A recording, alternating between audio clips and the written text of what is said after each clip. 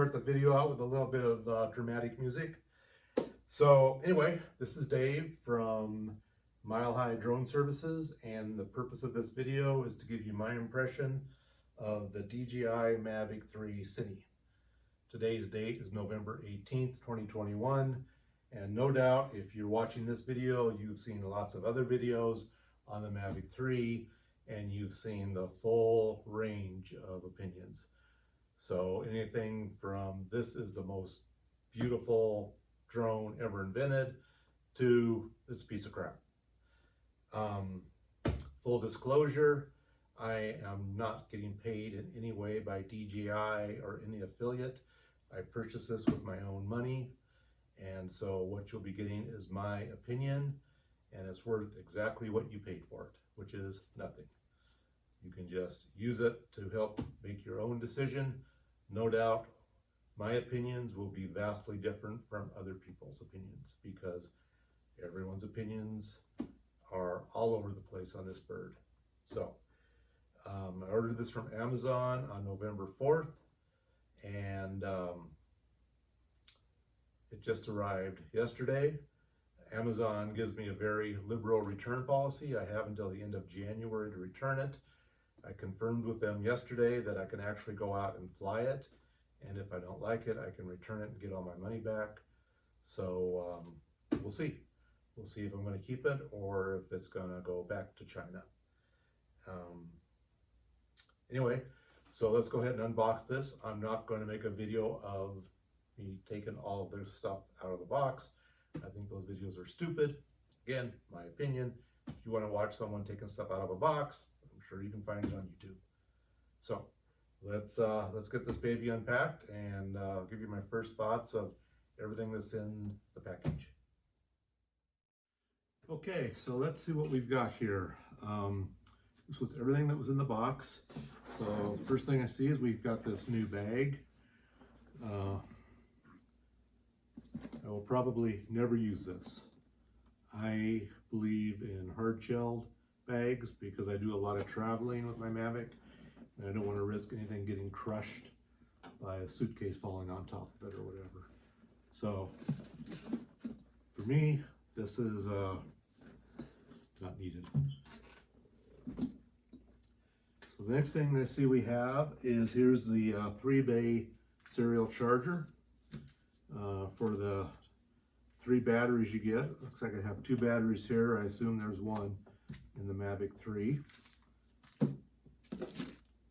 Looks like this is a charging cable, I assume for the remote, and also to plug into the Mavic. I understand the Mavic 3 has a USB-C port that you can charge the battery on board. So one end's a USB-C, I believe it's called, and the other one is a regular USB.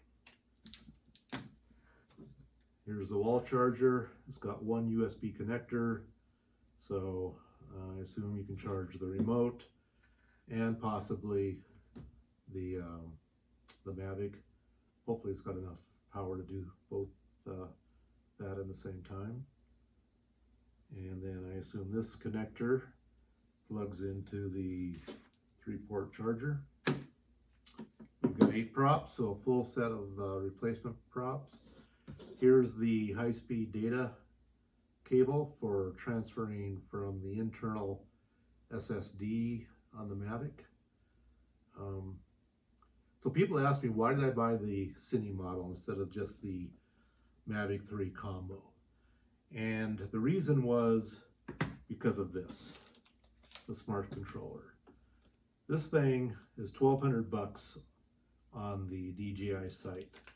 So the Mavic 3 combo is $3,000. You add this, it's $4,200. So there's $800 difference. Well, the 1 terabyte SSD could come in handy, even though I don't shoot in ProRes right now.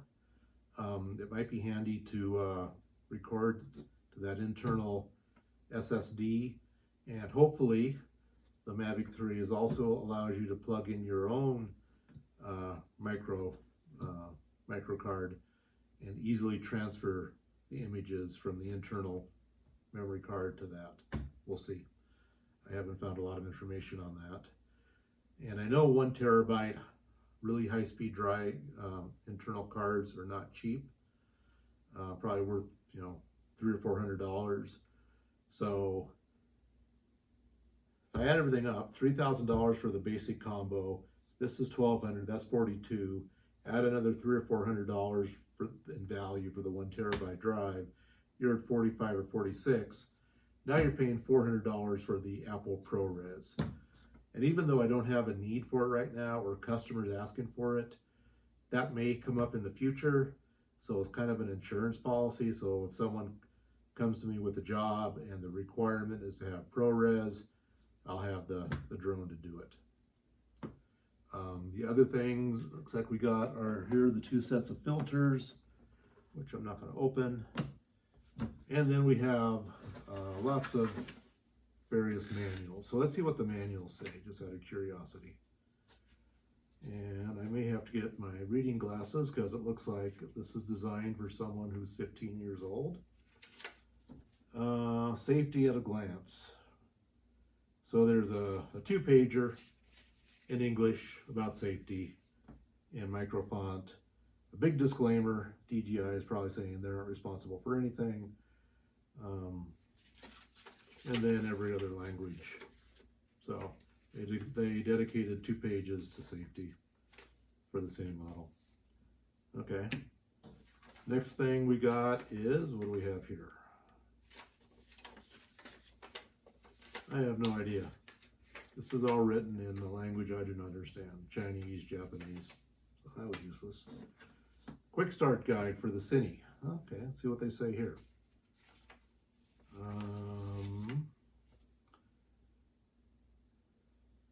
So it's a one-liner. Check battery level, press once, power on off, press, then press and hold. And then a bunch of other languages. And then some pictures showing you to unfold the props. Okay. Wasn't much use. Yeah, for 5,000 bucks, what do you expect? Tips to safely fly your drone. So they've got 6 pictures. Don't fly around airports. Don't fly more than 150 meters. Don't fly into the White House. Don't fly into the Pentagon. Don't fly when you're drunk. And avoid dangerous flights. Okay, now that we got that done, then we have the accessory user's guide. And we've got one-liner and then a whole bunch in other languages.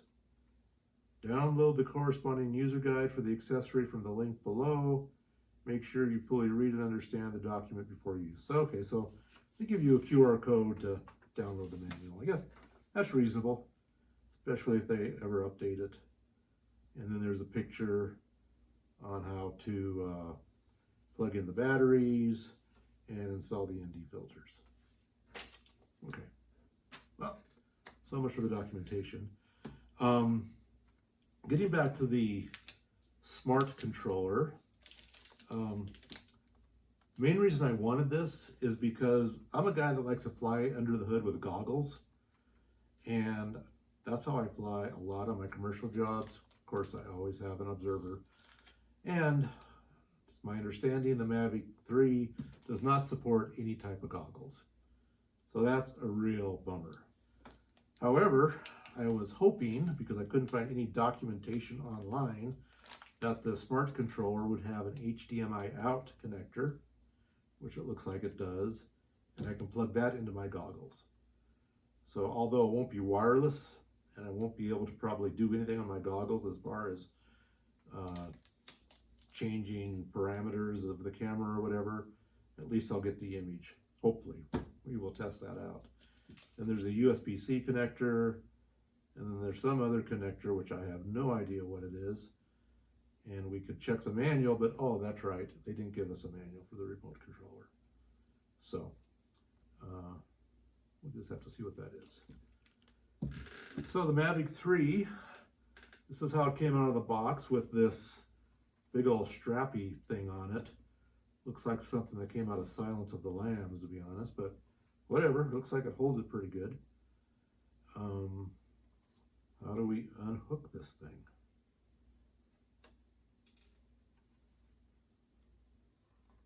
Oh, okay, we just do that.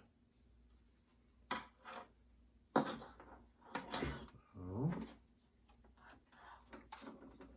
So we got the mouth cover off. This is kind of scary. So anyway, set that aside. And let's unfold this guy. Oh, there is one set of props that come on it. So we have two complete sets of props. That's nice.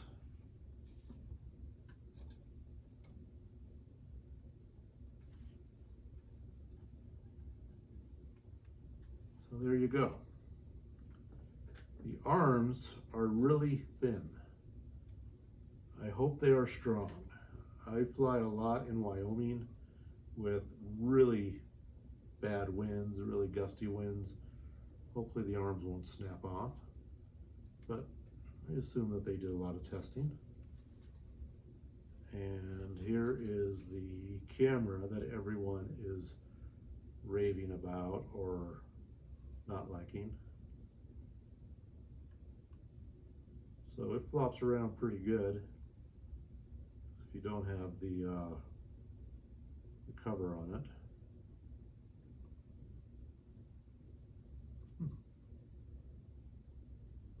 Here's the battery.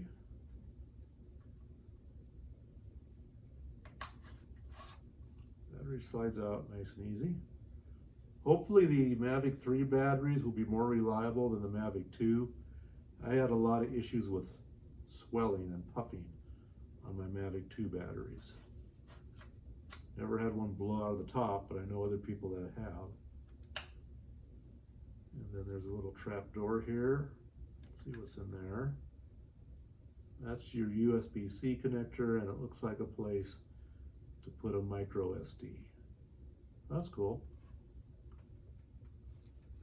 That battery, that 5,000 milliamp battery, makes this guy pretty heavy. Will be interesting to see the flight times I get. I'm in Denver, so we're a mile high above sea level. Okay, I'm back. We had a technical issue with the previous recording that ran on memory on my iPhone. So last night I spent some time cleaning it up so we can continue this this little chat about the Mavic 3 Cine. So last night I unwrapped the batteries and the 3-port serial charger, and I charged all the batteries. I also charged the smart controller. Yesterday when I was first looking at it, I said there were 3 ports down below. Well, one's an HDMI, one's a USB-C, which you use for charging, and the other one is for a micro SD. And I assume the micro SD is for doing screenshots and screen recordings. Last night, since I had some time, I pulled the props off the Mavic, and I thought I would just play with the remote controller and the camera and just have it sitting in the house. And I did that. So I found some interesting things. I'll go into those details after I actually fly it. You know, one thing I did mention yesterday was that I like to fly under the hood. So I've got the original goggles here, which will not talk to the drone or the remote wirelessly, but thank goodness it does have a HDMI in port. So I thought I would try and see if it can connect to the HDMI port on the remote controller. Unfortunately, the remote controller HDMI takes a mini HDMI connector, and this takes the full-size HDMI connector. So I need to get an adapter. I went on to Amazon this morning, and they had one in stock, and it will be delivered by 2 o'clock this afternoon. So that's when I can test that. One thing I did find out, which was troublesome, in anticipating having to update the firmware, I assumed the DJI Assistant 2 would be used. So I went on to the DJI website to update the version of DJI Assistant to the latest on my Mac. And lo and behold, I find out that the DJI Assistant 2 is incompatible with macOS version 11 and later. And they said it will be fixed in a future update.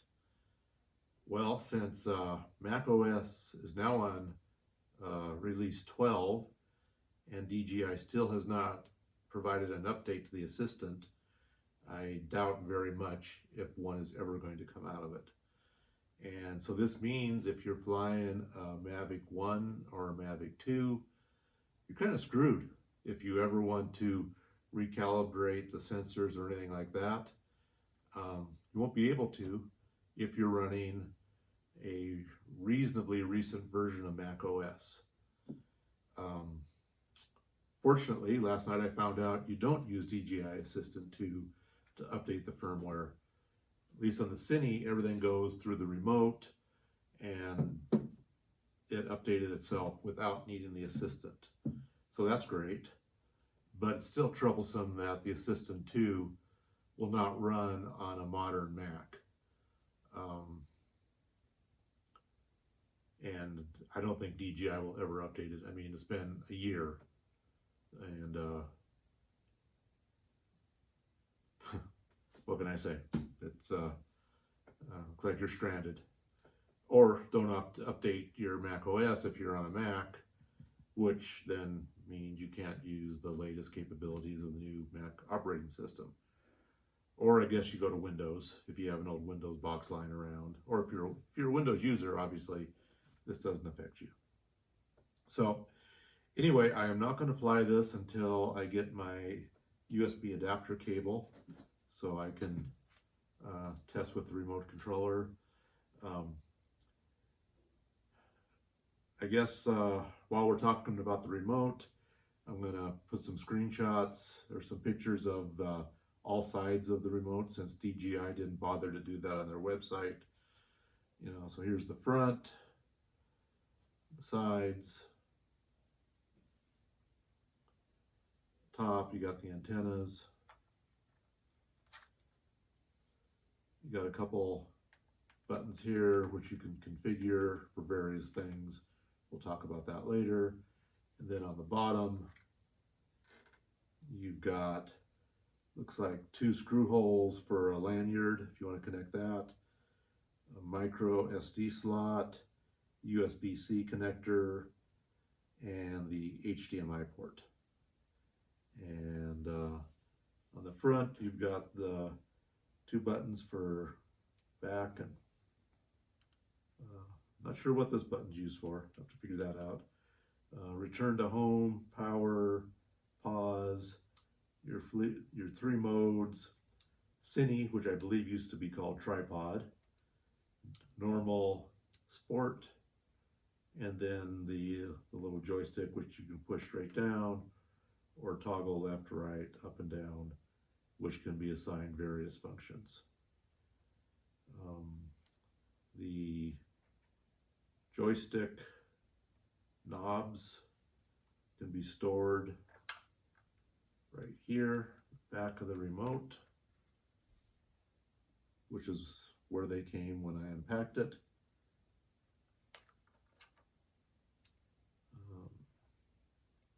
Like there's a microphone or a speaker in the back. I don't think it has a microphone, but we'll find out. So anyway, that's the remote. The other thing yesterday I mentioned that I would probably never use that $320 backpack that they sent, because I want something that is not going to damage the drone if a suitcase falls on it. And let me show you my high-tech solution that I use for the Mavic 1 and Mavic 2.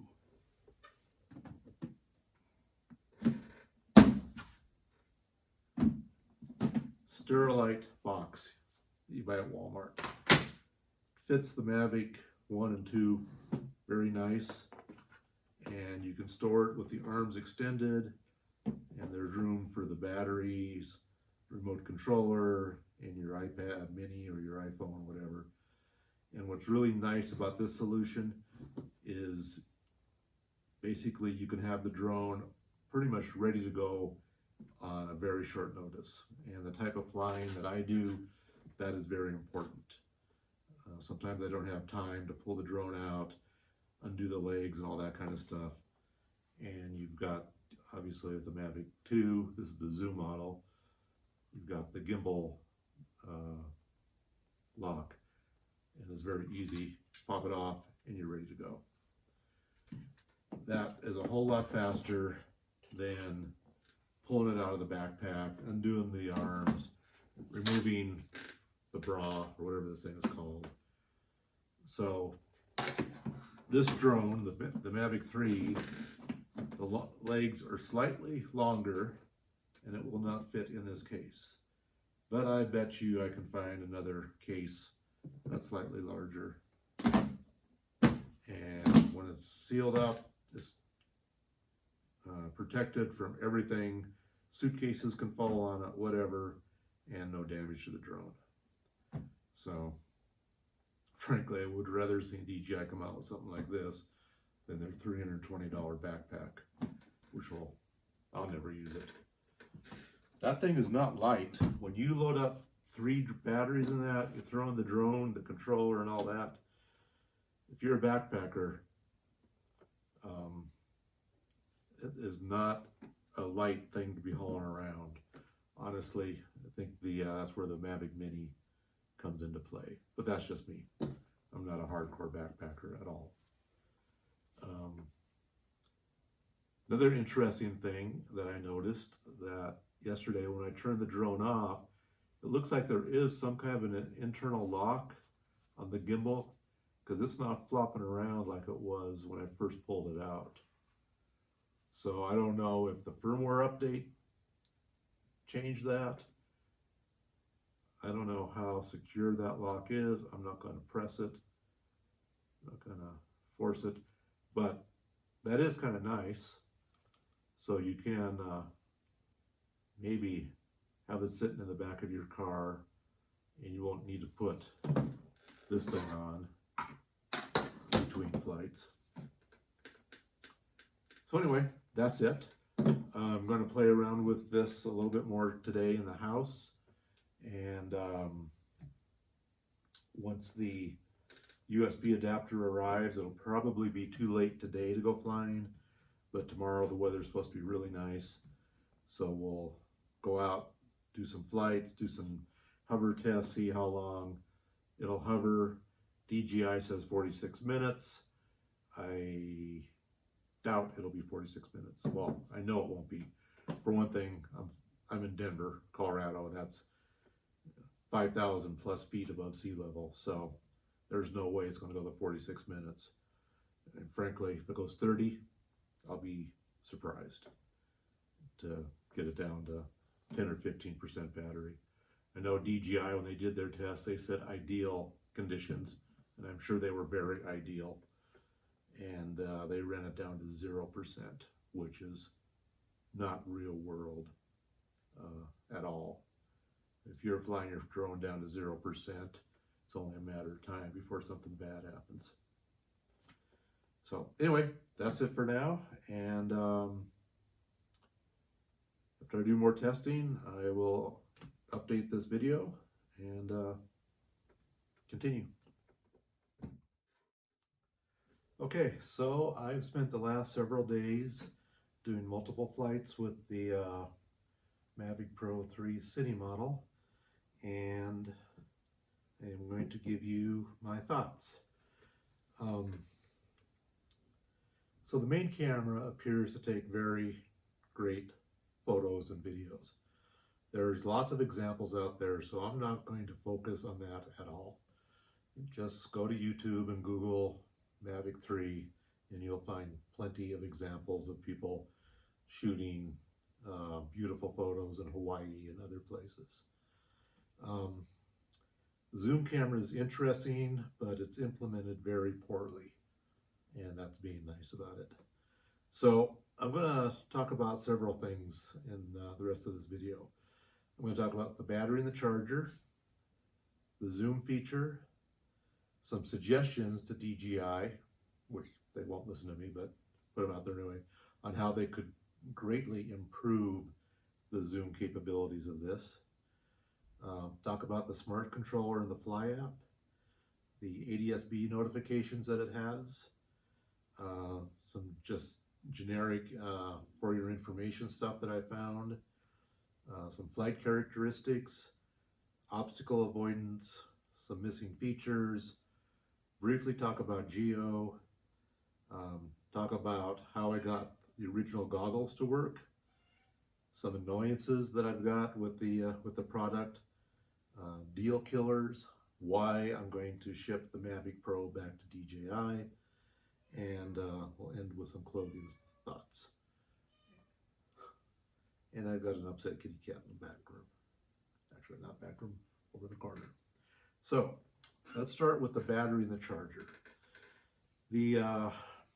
All of my flights lasted right at 29 to 30 minutes before the battery was almost depleted. And DJI says 46 minutes in optimal conditions. Well, obviously I was not flying in optimal conditions. The biggest thing for the battery drain in my example was my altitude.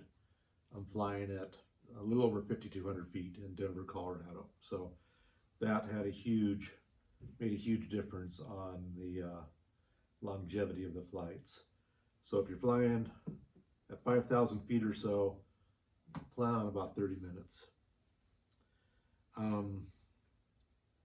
One annoyance that still bugs me with the Fly More combo was there's no DC power adapter to charge the battery. So you're stuck with the AC adapter only. The multi-battery charger, as you probably know, is serial, so it will only charge one battery at a time. And my experience showed that it takes about 80 minutes to charge a single battery. So if you've got 3 batteries, you're looking at 4 hours to charge those batteries.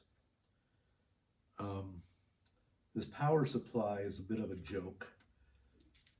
When I saw the 2 USB-C connectors, I assumed you could charge the battery and the charger, or in the cradle, and the drone simultaneously. Well, you can do that. It'll take about 80 to 90 minutes to charge the battery in the cradle, and it will take just under 10 hours to charge it here. And the reason is this USB port is only 10 watts, whereas the fixed cable is 65 watts. And DJI does not really state that anywhere on the charger. They do say, one connector 65 watts, and then they don't say how much the other one is, but they give the voltage and the amps. And if you know Ohm's law, you can figure out that it's only 10 amps. So, for $5 grand, come on DJI, give us a power supply that'll at least allow us to charge the battery in this box and in the drone at 65 watts. So that was a little ridiculous, I thought. So that's all I'm going to say about the battery, the charger. So let's talk about the zoom feature. So in the Fly app, there are 2 modes where you specify if you want zooming or not.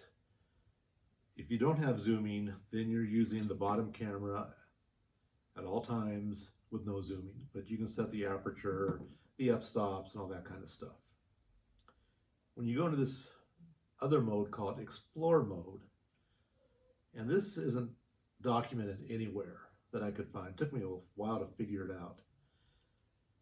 When you're zooming at levels 1x to 4x, you are still using the bottom camera. It's just a digital zoom, but you are using the bottom camera. Once you go above 4x, it jumps immediately to 7x zoom. That's when it goes to the top camera, and the top camera is a 7x optical zoom. And then once you start going above 7x, it starts doing digital zoom on the top camera, all the way up to 28x. If you think about it, 28 divided by 7 is 4. So they're using, I'm betting, the same engine to do zooming from 1 to 4 and from 7 to 28. And that also explains why there is no zooming at all between 4 and 7. So here's a short video I'm going to show you that shows you zooming from 1x to 28x, and you'll see the jump from 4x to 7x. You are not able to record on both cameras simultaneously, and I can now understand why that could be a bit of a challenge, since they're doing this digital zooming and all that. You are able to adjust the EV on the top camera and also do manual focus, but that's it. You can't control ISO or anything else. There's also a thing called, well, I'm not sure what they call it, but automatically unzoom. So when you're zooming in, you hit the little zoom wheel one direction and stop. If you just tap it to the left, it will slowly unzoom automatically all the way to 1x, which can be kind of nice, but it's also, because you get a nice consistent unzooming effect, but it's also, you just have to be aware of it, because if you're zooming in and then you let the spring-loaded zoom wheel go back, it might flip into unzoom, and so it'll start unzooming right away. So it's just something you need to be aware of. So here are some feature suggestions I would really like DJI to consider. Since 1 to 4 zooming is on the main camera, why don't you allow 1 to 4x zooming when you're not in the Explore mode? And then when you hit 4x, you just stop. You don't jump into 7x. That would give us pilots the ability for zooming in and zooming out on the main camera while we're flying, and maybe not have to do it all in post-processing. It should be a piece of cake to implement. Why you didn't do it that way is beyond me.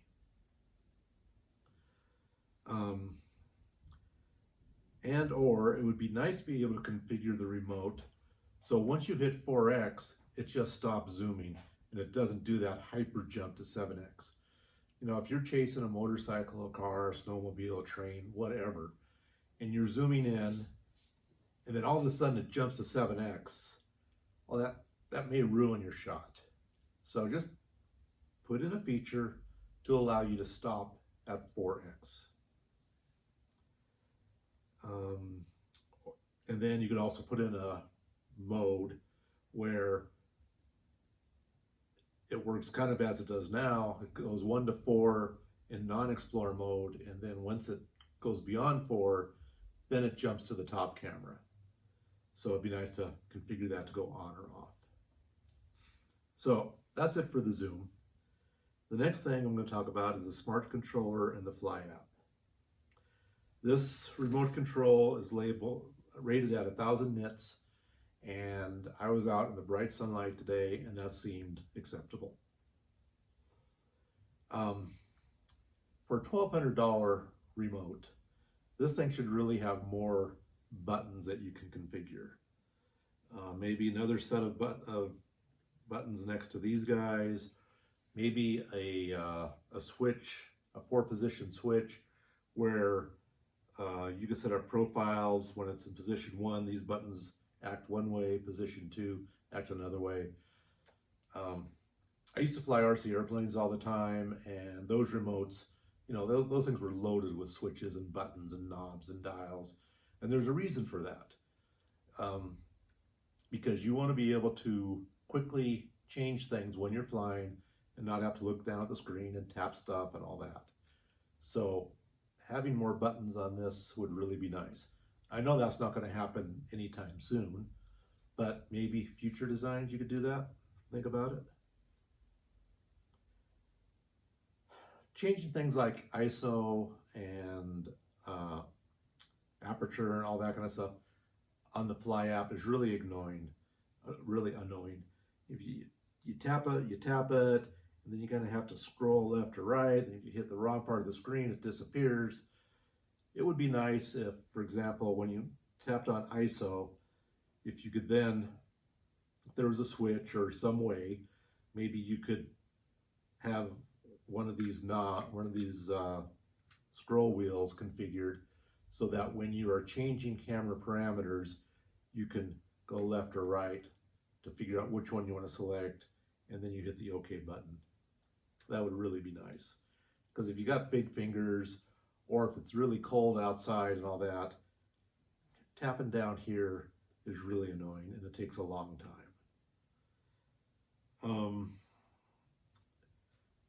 Again, this thing's $1,200, and DJI only threw in a 32 gigabyte internal SD card. Well, when you're caching your flights, and if you're downloading video files, that 32 gig is going to get eaten up really fast.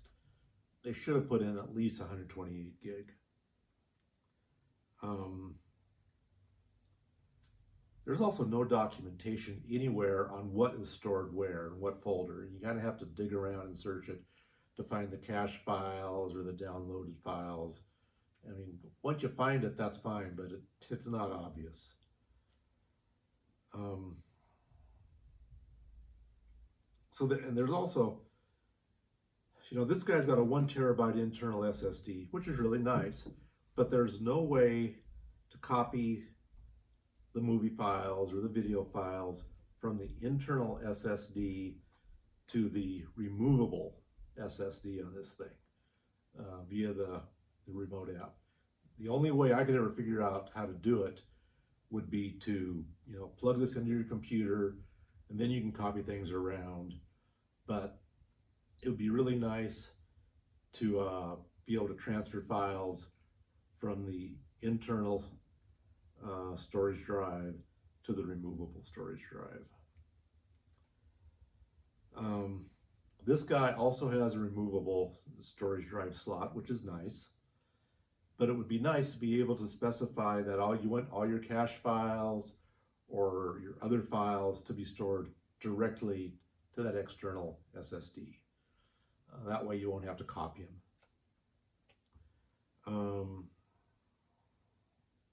So that's pretty much it on the remote and the Fly app. So a lot of room for improvement. This is my first experience with the Fly app. I've always used the Go 4 app, which also has its issues, but a lot more flexibility with that app. Next thing, Adsb notifications. So I came from the Mavic 2 world. I never purchased the latest Airs, which I believe also have Adsb. And when I was testing this in my house, I actually lived very close to an airport, right off Final Approach. And when I was testing it in the house, not flying obviously, I started getting these alerts. And I have to say that is very useful. And I have to give DJI credit for putting in the Adsb receivers and letting us know when a plane is in the area. I think the current implementation could be greatly improved. For example, on the map, if your drone is, let's say, north, and you've got a plane that's way south of you, and it's just going east to west, and it's not approaching you at all, maybe there's a way to signify that that's not such a threat as if the same plane were directly in front of you. It would also be nice on the main screen when you're looking at the video from the camera, maybe put a red dot showing you where that plane is and an arrow which way it's headed. So, when you get the alert that there's a plane in the area, you can easily see where it's at and not have to go to the map to take a look at it.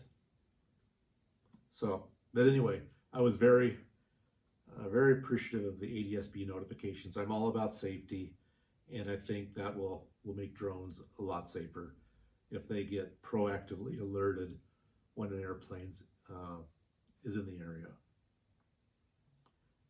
Here's some FYI stuff. I found that aeroscope is on by default, and in case you don't know what aeroscope is, DJI has a snooping box that people can purchase, which allows them to see where your drone location is. So if you don't want that, you can turn it off, but it's on by default. There's also appears to be an internal gimbal lock, which is nice. When you turn off the drone, the gimbal locks into place, so you don't need to put on Darth Vader to hold it in. I don't know how tight that gimbal lock holds it. If it had a big jolt, I have a feeling it would release it. But that's kind of a neat feature. Flight characteristics. The Mavic 3 appears to handle high winds very well, at least with wind gusts up to 30 miles an hour. I actually went out to an RC field today because it was really windy here, and I did some tests, and the winds were a constant, probably 20 to 23 miles an hour, gusting to 30. At least that's what the weather station said at the field. So here's a short video of the drone flying in those windy conditions. Hey everyone, Dave with Mile High Drone Services. I'm out at an RC field on a pretty windy day. It's blowing from 20 to gusting, I would guess 25, maybe 28 miles an hour.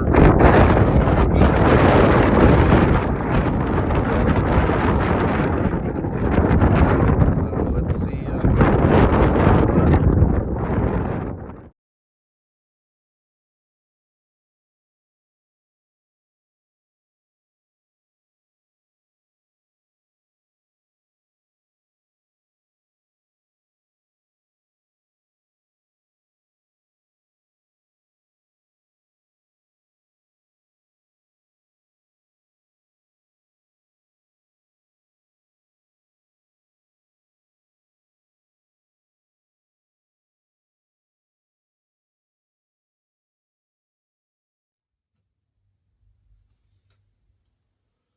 So I think it actually did very well. I was very impressed.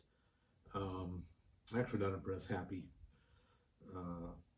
My Mavic 2 Zoom, I've flown up in Wyoming with gusts up to 50 miles an hour, and it handles them amazingly well. So, but this guy did a good job with the winds up to 30.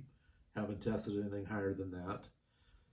However, there is one thing that is kind of annoying, even when there's no wind. If you're flying straight and level, and you're going, 25, 30 miles an hour, and then let's say you want to turn to the left, so it should just gradually turn. Well, as soon as you start the turn, it does a really violent twitch like that. And, the gimbal handles it amazingly well. You don't see it on the video, but it's a little concerning when you see your drone go like that very violently. And it appears to possibly be related to the sensors, but I even turned off obstacle avoidance and it still did it. So hopefully they can figure out what's going on. I've read other reports of people reporting the same thing. So anyway, so let's move on to obstacle avoidance. I really didn't test this at all. I don't tend to fly in areas where I really need it, so I didn't push it, and plus since I'm probably going to be returning it, I didn't want to risk crashing it. On my first couple flights, it was extremely overcast, and I kept getting warnings saying, clean the obstacle avoidance sensors because they're seeing fuzzy images. Well, they were perfectly clean, but I think it was just the low overcast that I was flying in. I haven't received it the last few days when it's been nice and clear out, but I think there are some issues if you're flying when it's cloudy. Missing features. You probably all know this, but master shots, quick shots, hyperlapse, and pano don't work. Supposedly they're going to be implemented in a future update. There's no support for an SDK, which means no litchi, no autopilot, and this is a huge outage. And there's no indication from DJI that I've seen that they're going to add it. And I think this is a huge mistake on their part. A lot of people are going to return their Cines or their Mavic 3s or not buy them, period, because there's no SDK. A lot of my commercial work requires an SDK because it requires multiple shots taken at the exact same location. Or when I do roof inspections, I map out the roof ahead of time and I do that. So that's why I am not going to be getting rid of the Mavic 2 Zoom. And that's also one of the main reasons why this is getting sent back to DJI. And there's also no wireless connection to any DJI goggle. Now, I was able to get the DJI goggles to work with this controller, and I'll talk about that a little later. Moving on to geo. I did not fly in a geo-restricted area. I'm going to try and do that the next day or so to see how the unlocking works. Personally, I hate the way DJI implemented geo on the Mavic 2. It's buggy, it's unreliable, and if you're in an area with no internet, you're kind of screwed. From day one, I think geo's been a train wreck.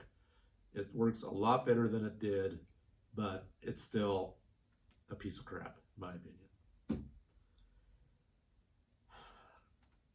Moving on, original goggle support. So, I was able to get these goggles to work with the Smart Controller 2. And what I needed to do was buy a cable on Amazon, which was an HDMI mini connector. And that plugs into the goggles. And then it has this standard HDMI connector, which plugs into the HDMI connector that came with the goggles. Amazingly, I didn't lose it because I've never used it before. And then this plugs in to the HDMI input right here.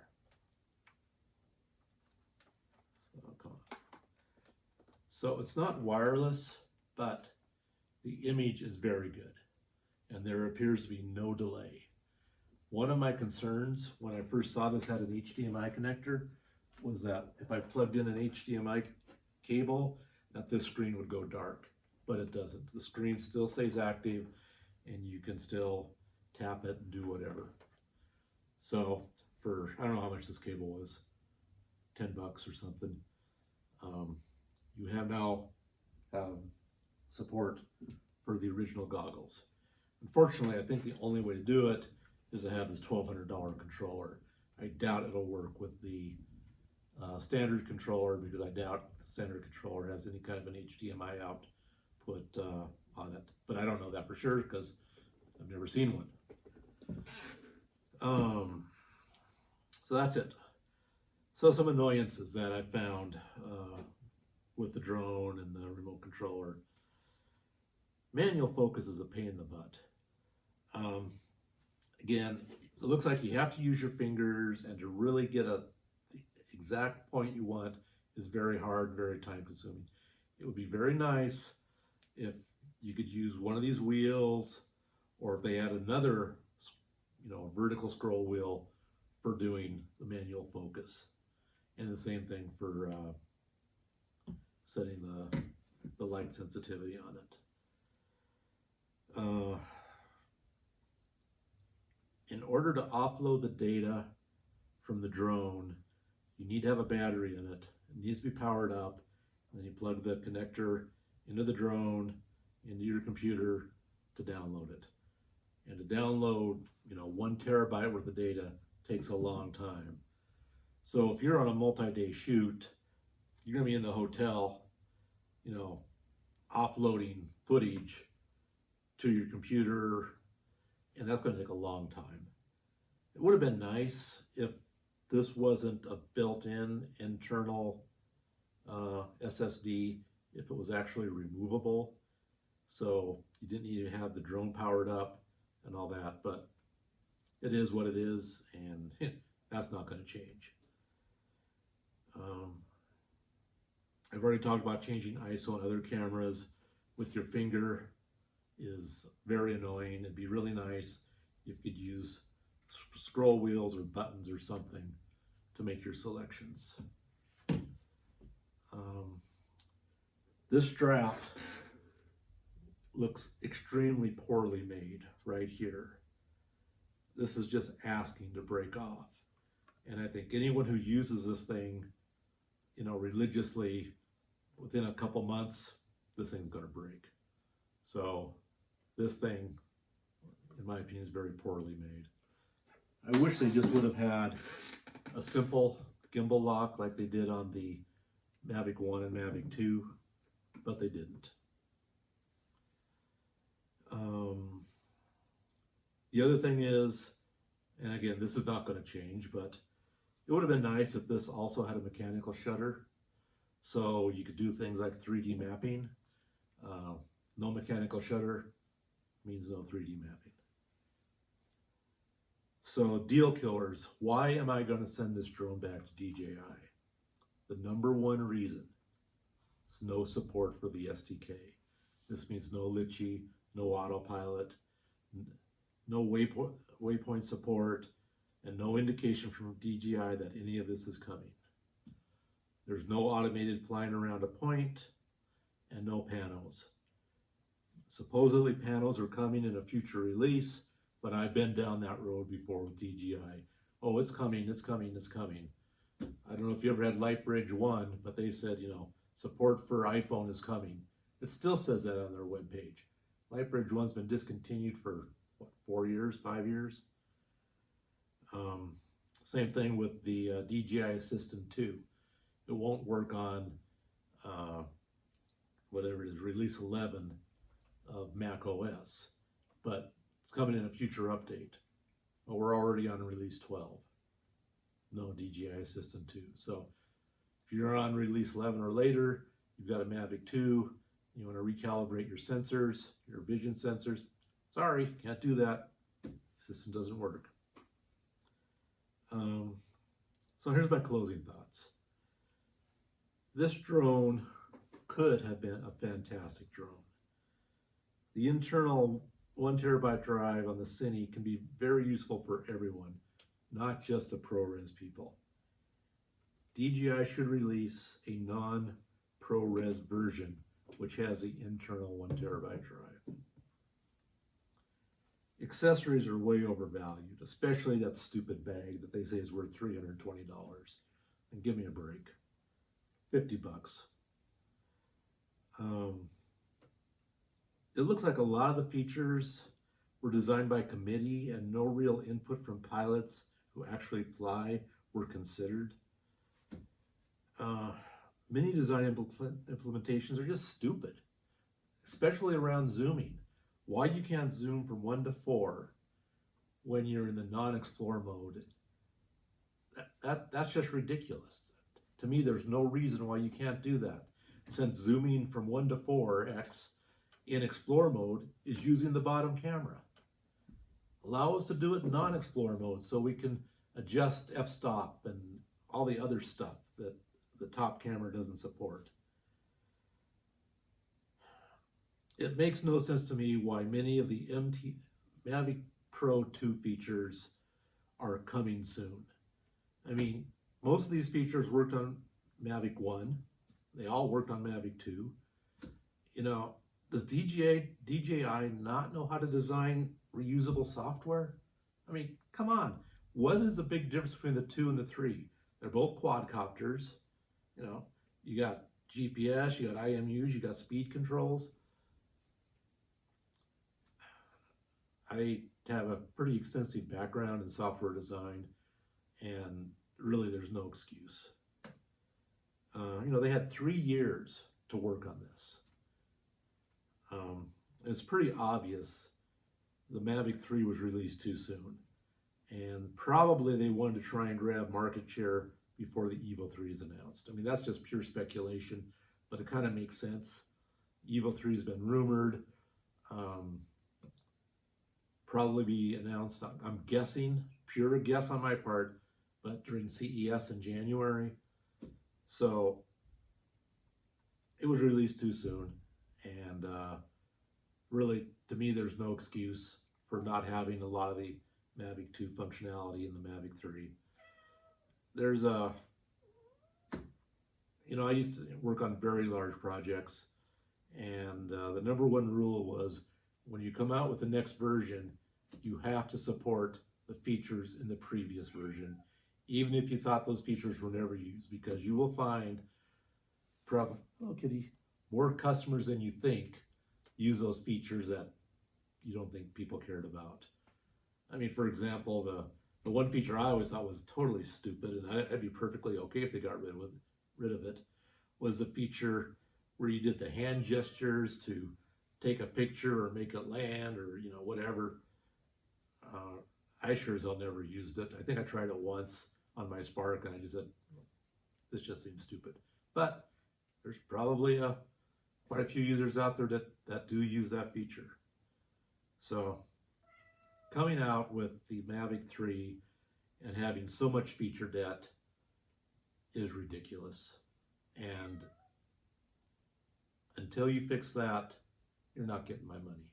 So Mavic 3 is going back to DJI so they can sell this as a refurb or whatever. If and when they fix the issues that are deal killers for me, then I'll buy a Mavic 3. Otherwise, I'll look at other options.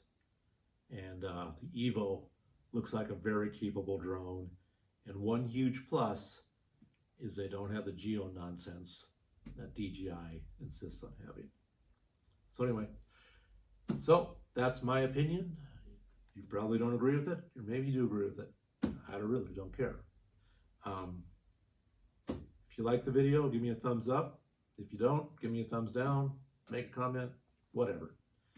And that's it. So hope you enjoy the rest of your day or night, whenever you're watching this. Well, you're just having a problem, aren't you there, Miss Kaylee?